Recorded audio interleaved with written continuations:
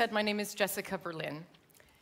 So it's very, very kind of you here in Hamburg to welcome the arrival into your midst.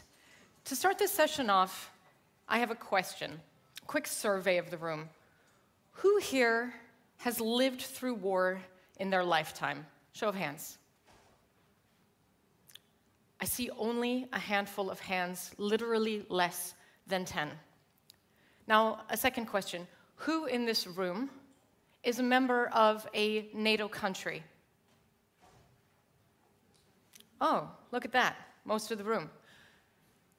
All the hands that went up in that second survey question should have also gone up in the first.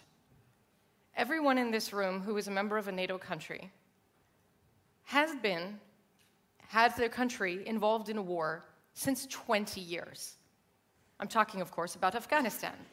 And I can hear the thoughts of everyone in this room saying, oh, but Afghanistan, well, it wasn't technically a war, and yes, we sent troops and tanks, etc., but was that a war? Was it really? Yes, it was.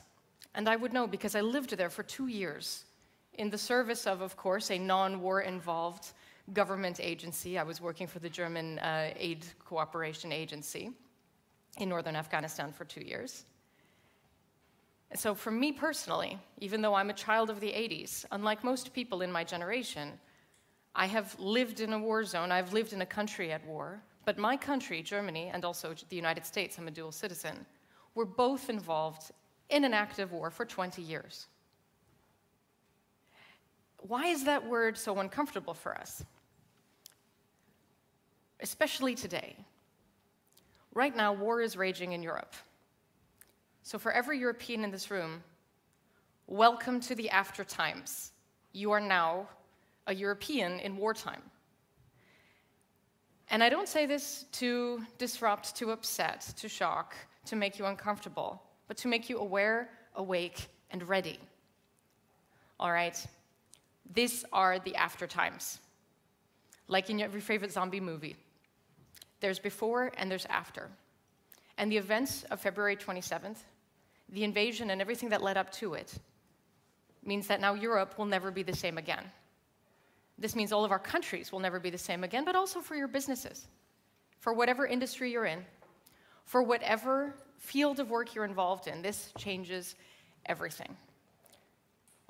To put that in context, when Hitler invaded Poland in the fall of 1939, no one expected, no one anticipated, no one in their wildest dreams would have thought that what started as a cross-border invasion of one powerful neighbor into a smaller neighbor with whom there had always been, for many centuries, border issues and crossing of ethnicities, ethnic groups, etc., that land invasion would end up with a nuclear bomb in Japan. Think about that. Fall 1939, Germans crossed the Polish border. Summer 1945, nuclear bombs in Japan. Now, am I saying what's happening now is going to end in World War III? No. What I'm saying is, be awake, get ready. Because we do not know where this is going. We know where we want it to go. There are a plethora, there are unendless possibilities in the multiverse and in this actual singular universe of which ways this could go. But we have to realize what moment in history we are living in.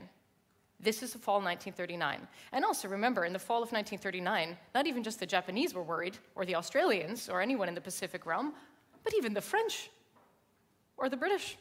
No one thought the Blitz was coming in London. No one thought that Paris would be occupied. We need to recognize this moment in history. We need to recognize that even though it feels still normal for us, just like in the fall of 1939, people were sitting in cafes in Paris like, oh mon Dieu, they were not expecting that they would be invaded the following year. So, welcome to the after times. Second survey. Who here in this room has a company that is somehow security, so digital or analog security or defense related? Show of hands. Oh, 1. Really? 2? Once again. Oh, 3. 3 hands.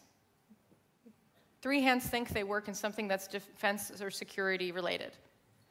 Well, congratulations. Every hand in this room, if you work on any sort of app or public-facing interactive or data-collecting device or program or app, congratulations. Your company's security is now national security. Almost every hand in the room should have gone up. Your company's security is your nation's, your country's security. Now, why do I say that, and what do I mean by that? All right, let's imagine you work for Twitter. Let's use a really easy example.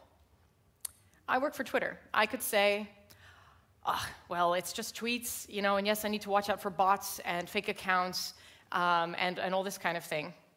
That's really obvious from a security and from a public security and social stability perspective. But what if all of a sudden the President of the United States has an account on your app? What if all manner of politicians are using your app?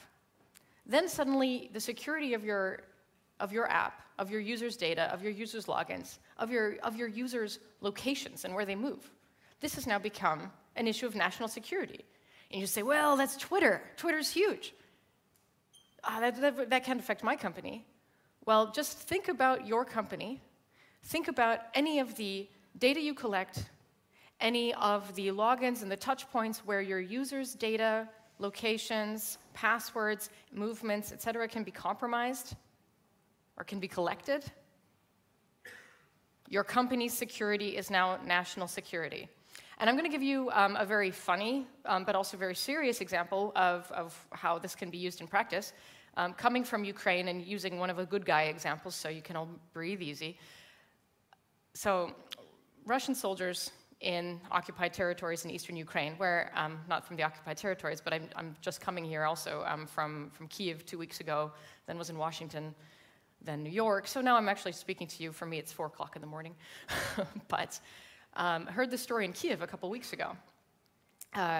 Russian soldiers in the occupied territories in the east of the country apparently are getting lonely. And we're starting to use dating apps to see if there were any single women around. What did the brave, clever women in the occupied territory start doing? Oh, they started chatting those boys up. Hi, yeah, oh, I'm in Luhansk. Where are you? Where specifically are you right now? So, and by the way, the chats were extremely helpful. Getting data, how many are you? How long have you been here? How long are you staying? Where are you going next week? All these kinds of chats and information were also then being able to be traced using the IP addresses, tracking the phones. The Ukrainian military also did something very clever. They were spreading around, QR codes.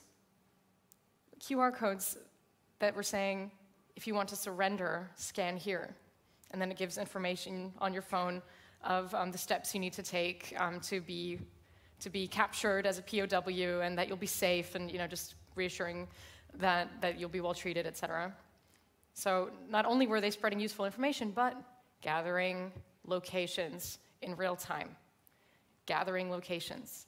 All right, now these are 2 funny examples of how, as you all should know in this room by now, how critical it is to turn off your tracker and to try to disguise your IP address, etc. But at the end of the day, people are pretty dumb with their devices. It's in your pocket all day. It feels like another appendage. It's just a part of you. Oh, I don't want to have to always click on the thing or click off the thing. You have to imagine that the MPs, the CEOs, the heads of state who are using your programs, who are using your apps, even if it's just a stupid game,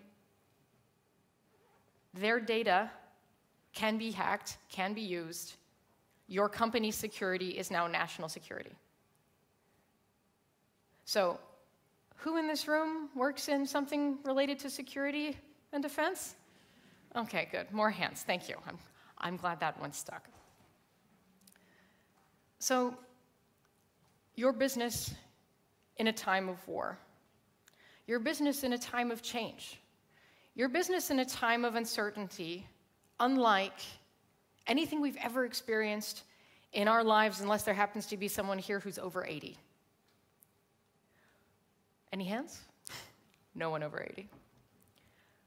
We have to recognize that the choices we make as users, as employees, as executives, as politicians, the choices we make right now will define the era.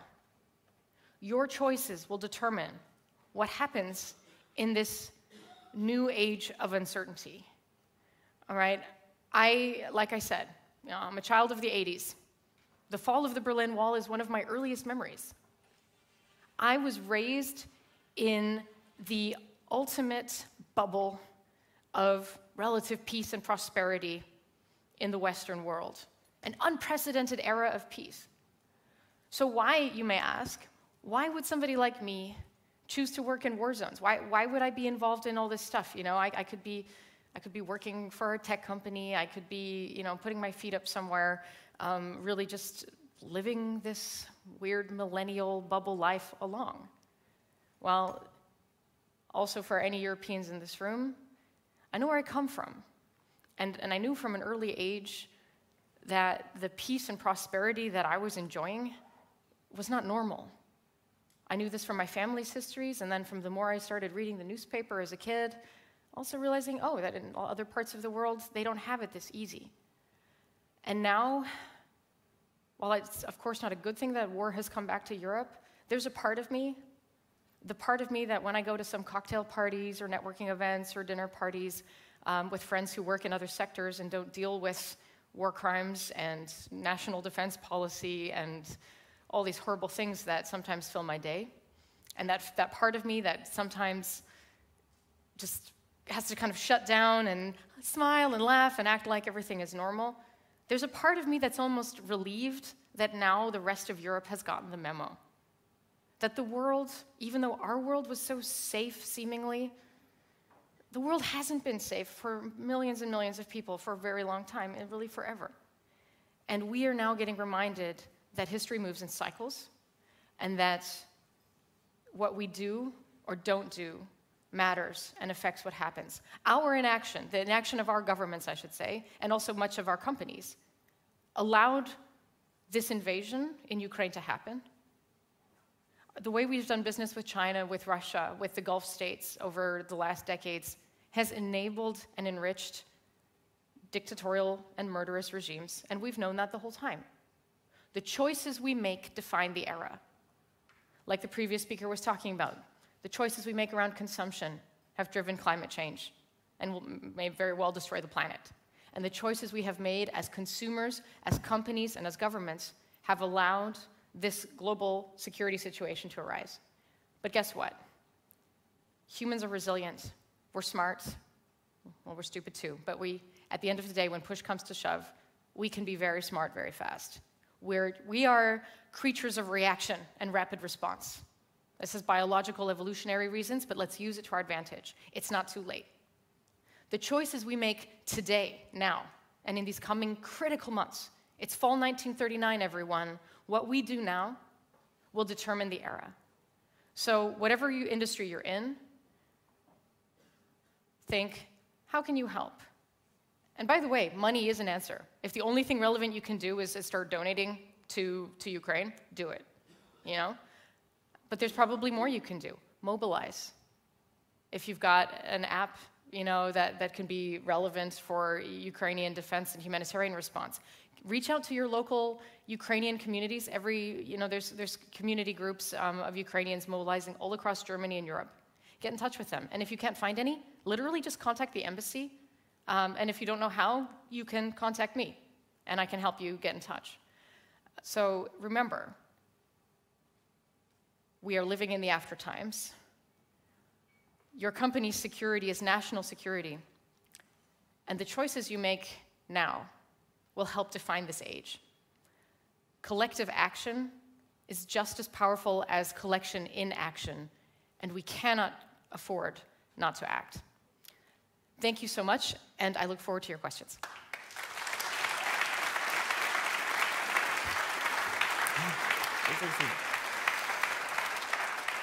Thank you very much. Are there already questions from the room? Because it's a pretty, maybe you need a moment to process it. It also doesn't have to be about war. It can also be about your business. It can also be about anything else. Or fintech in Africa, as you mentioned. Before the war, that's actually what I was... Don't start bragging already. We know. No, I'm not... Well, while they're thinking of the questions, I can maybe add that. Sure. So literally up until the invasion, after Afghanistan, I quit the public sector. I was so fed up at the waste and everything I had seen. And I've been working mostly, actually, with tech companies in Africa, Asia, and the Middle East for the last 8 years. And which ended up with me also joining the board of this fintech company. Then when the invasion, actually in like early Feb, when I saw it coming, I switched gears. It was like, it was so clear. And what attract is maybe the wrong word, but why the urgency to switch? Because fintech, Africa, opportunity, hope, that all sounds... Right. Because the opportunity is only there when the world is relatively stable and free.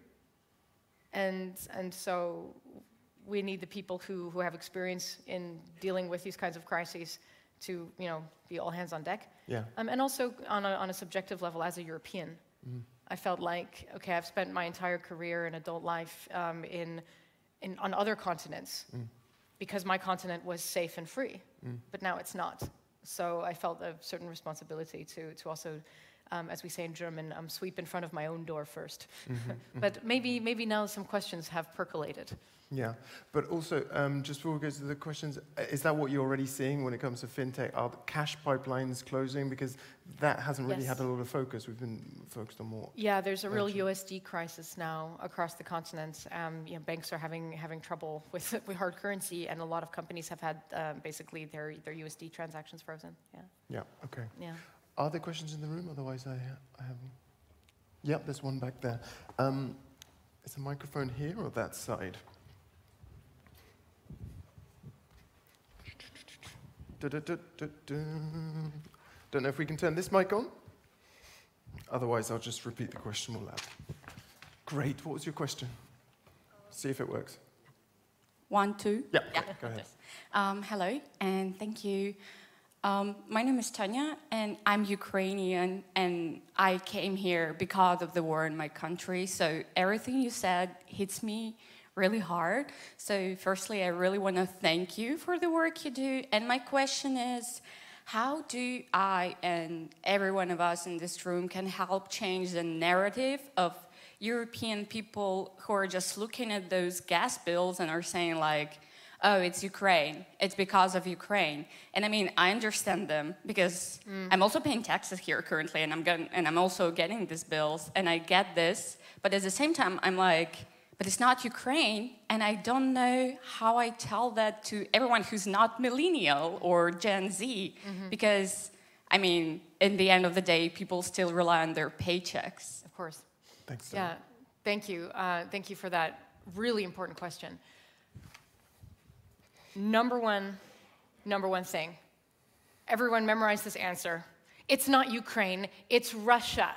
Your gas bill is high because of Russia, not because of Ukraine. That's the number one thing, and my God, if only our government, the Bundesregierung, would internalize that and use that messaging, we wouldn't have to do their homework for them.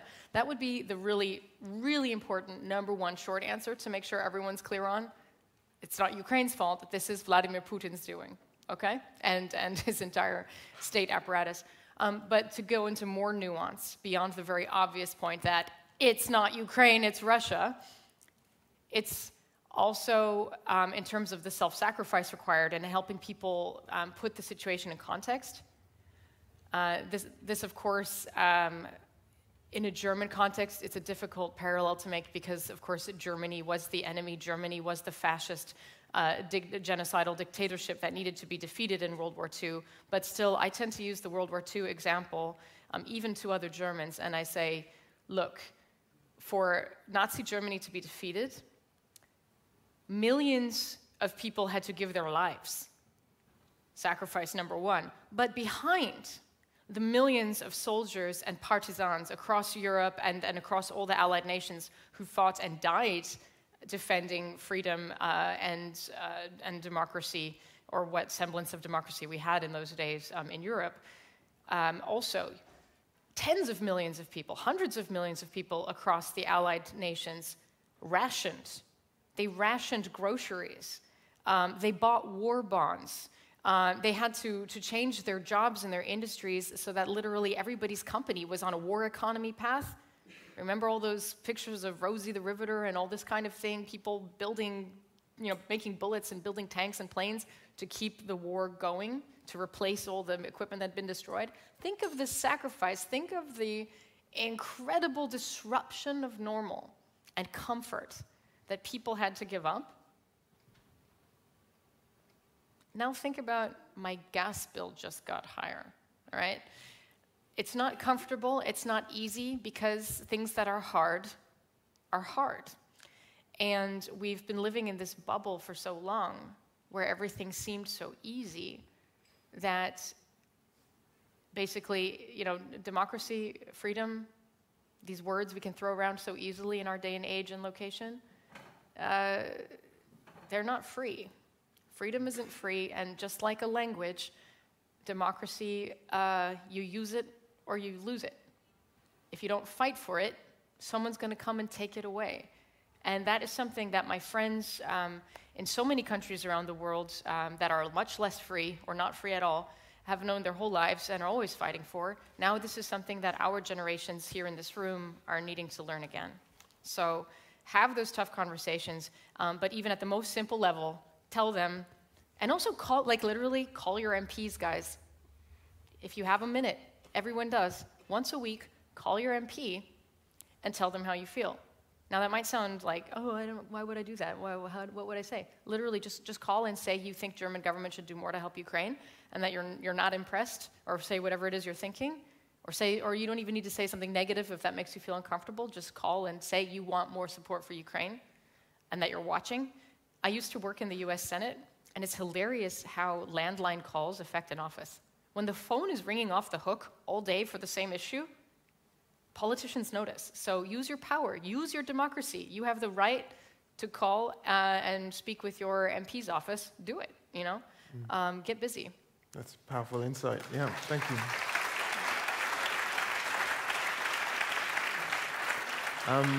You've given us some nice specific tools with relation to the conflicts happening right now, the war happening right now.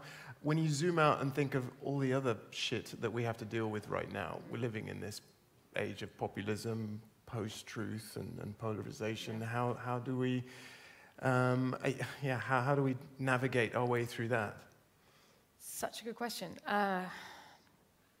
Huge. Yeah. You've got 2 minutes. Well, all right. Well, we live in an age of radical bullshit. People are allowed to say whatever the hell they want. Radical bullshit. Trump, Putin, all the lies. The only way to fight this, in my opinion, is with what I call radical authenticity. Fight fire with fire. If they are being so brazenly full of shit and lies and hate, and what the nickname for Donald Trump, Teflon Don, no matter what you throw at him or what he throws, nothing sticks. Well, use the same method. Just be so radically, brazenly, and unapologetically yourself. Speak so brazenly and radically your truth, people will notice. Because if there's one thing you could say about the Trumps and Putins and Nigel Farages of this world, even though they do lie at times, and many times, they somehow they believe what they're trying to do. Their values, no matter how awful they may seem to us, they do believe them. they're sticking to their guns. They're being very authentic. And so we need to do the same. And my sense is people can smell bullshit, right? When someone's lying to you, you just kind of feel it. Or on the flip side, when politicians are just babbling talking points and being kind of smarmy, it doesn't stick to you. It doesn't dig into your mind later in the day after you've heard that speech. When you're just being so truly yourself that it sticks, I think this is what regular folks can react to, because people feel like they've been lied to, like they've been betrayed by the system, quote unquote. And so, you know, I think journalists like you as well also have a huge role to play in terms of calling out politicians. Yeah, well, I'm not even a journalist. That's the funny thing. So many people think I am because I'm a news commentator sometimes. Like I get invited onto news shows as a guest expert. And this is, people sometimes think I'm a journalist. I'm not.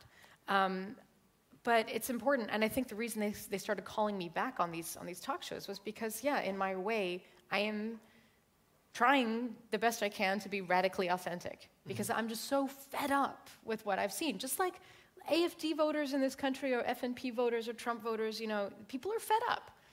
And if you're not having the education and the access to opportunities and all these things you need to maybe digest and make smarter choices, from our opinion, the thing you'll react to is, hey, he's talking to me, she hears me. And so we need to, I think, take some of that populist energy, but use it for good, because populism doesn't just have to be used to spread hate, it can also be used to spread the good stuff. Yeah. So. And does the idea, I don't know if I've got time for this question, but I'd really like to ask it. So many huge events throughout history have turned on the decision, the mood of individuals, and often men. Does that idea give you any comfort, or does it make it even more worrying and are you even more worried about the future? How do you mean the mood? Yeah, you mean the public mood? Someone feeling wronged about something, or you've got Putin right now, kind of wanting to leave his legacy. But if it was someone else, I don't know if we'd be in the position right now that we are in right now. Institutions are, in general, I would say, stronger than they were throughout history. So, does the idea that we can, that our institutions are stronger than individuals, should be stronger than individuals, give you hope for the future? Yes and no. And I'll lead with the no, because I think actually what the current age is showing us is that our institutions are in drastic need of reform. On the global level, for example, look at the United Nations, and this is an institution set up literally to prevent wars and maintain peace. And obviously it has failed to do that, and will continue to fail to do that, because, just to name two obvious burning examples, on the UN Security Council, well, actually three, let's include the United States in there, the US invasion of Iraq, the Russian invasion now of Ukraine, and all manner of horrible things the Chinese government gets up to. With these three members on the Security Council, with a permanent status and a veto, institutionally, the UN is unable to do what it's supposedly supposed to do, right? It feels impotent. Yeah. So and this is, I'm not saying this to dump on the UN, but I'm just saying this as an example of the post-World War II institutional framework that we have, that was set up very much in that moment, in that time. Now, almost 80 years later, it's not fit for purpose. So we, as societies, we need to recognize the moment and make that change. And then also, look at the United States. I'm are we sorry. so tired? Yeah, we've really gone past time. Okay, well, the point is, individuals shape institutions just like institutions are able to shape society. So this is once again a point where the individual people, the voters themselves in free countries, need to raise their voices and say what they want.